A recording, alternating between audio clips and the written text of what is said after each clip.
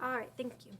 So we are looking at using the side of the pencil when we do our values on our face. But when we do the values on our hair, we want to create texture. We want a definitively different texture than the quality that we have on the face. We want to pay attention to what light and shadow are doing. So obviously the right side of my hair is going to be darker than the left side, even though my hair is dark in color. So even though I have dark colored hair, still hair is reflective. Light is going to reflect off of it, and there's going to be places where it looks lighter simply because light is shining through it and bouncing off of it. Okay? So if I'm imagining that my pencil is my comb, I want to make sure that it's traveling the same direction that my comb would. If I was combing out my hair, what direction is the hair going? However, I can also look to find kind of pockets of value. So if you notice right in here, this is kind of a darker pocket in here. But I'm still paying attention to the direction my pencil is moving. I want to move my pencil the direction my hair is traveling. Okay? And then especially along this side of my face, the hair frames the face and kind of determines the shape of the face. And so it's important to pay close attention there, because if the frame of your face is wrong, if the shape of your face is wrong, you're going to have a really hard time getting it to look like you. So getting this line right is important. Now I'm going to take a break from over here, and I'm going to hop over here for a second, mostly because if I go too dark too quickly, I'm going to be dragging my hand through it. So right here along the face is going to be the darkest, because as I move away from the face, that's when we get that light reflecting through and around the hair.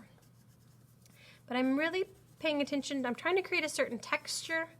I'm trying to look for sort of pockets of information, dark shadow pockets, light shadow or light areas, and just pick up on, I have this kind of a curly, wavy, frizzy thing happening, and I'm just doing my best to recreate that texture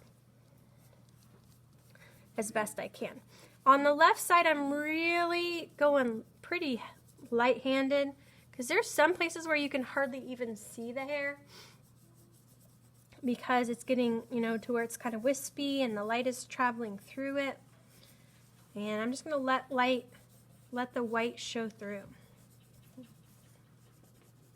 But look for those pockets and those shapes that kind of help to inform us of what's happening with the different locks of hair. Right around the neck tends to be a little darker. And again, right along the face tends to be a little bit darker. Even on the light side of the face, because it's sort of resting against the face here.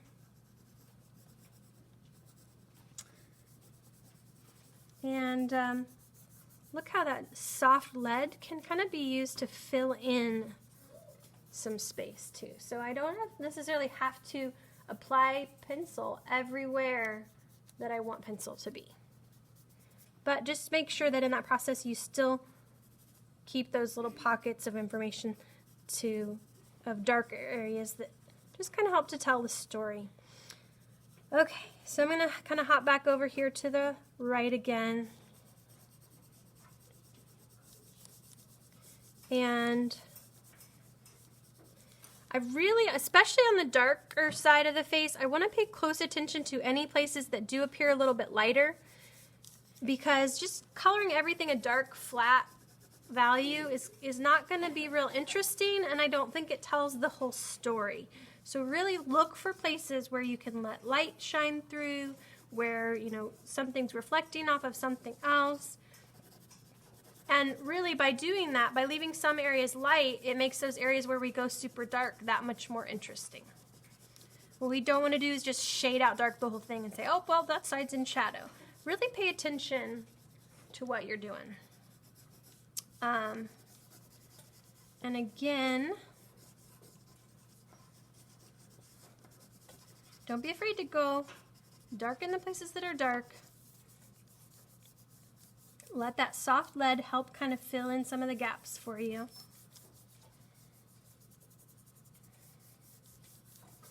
And you know, so much of about this is about how it relates to other areas of the face or the other areas of the drawing. So if I go super dark in one area, that might mean that I need to go back in and go a little darker in some other areas. So it's kind of a give and take. You know, if I find, oh, well, I went really nice and dark in the hair and now the face looks too light, I might have to go in and do something about that.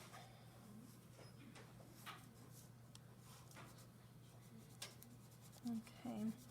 And I continue, I'm always sort of going back in and trying to push that value range. The more range of value we have, the more interesting this thing is going to be. So what we don't want is just light and just dark. We really want to work hard to create that range of grays in between. Those subtle changes from light to medium to dark are really what is going to make this thing interesting. Okay?